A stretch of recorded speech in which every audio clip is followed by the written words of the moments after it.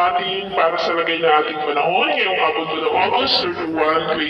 2024 na kung saan sa ngayon ay dalawang weather system ang nakakapekto po ngayon dito sa ating bansa. Mayroon pong habagat sa kanluran at yung trough ng LPA na nasa silangan po ngayon ng Surigao del Norte na nagbabanta po na lalapit bukas dyan po sa silangang bahagi ng Visayas na magdudulot ng mas maulan na panahon,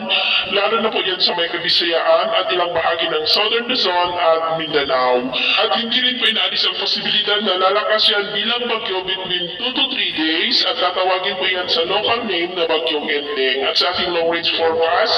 maliban po sa potensyal na Bagyong Enteng ay posible ulit na may mga sama ng panahon na mabubuo at dyan sa silangan at kanluran ng ating bansa sa susunod na mga araw na banta po dito sa atin at ang development po ng mga iyan ang ating babantayan. At sa lagay ng ating panahon ngayong hapon ay maulap ang kalangitan with isolated rain sa may Ilocos Region, Cordillera,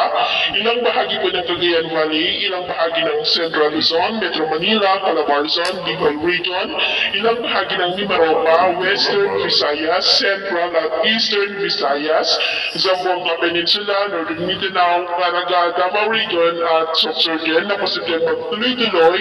ang mga isolated rain sa ilang bahagi ng ating bansa hanggang mamayang gabi. Kaya mag-ingat po tayo sa posibleng banta pa rin ng mga pagbaha at pagkukulang lupa. At sa atin naman po mga baybayin, wala naman po tayong nakataas na namang gale warning signals, pero bayong pag-iingat lamang po kung papalaot tayo para po mas makaiwas sa mga sakunang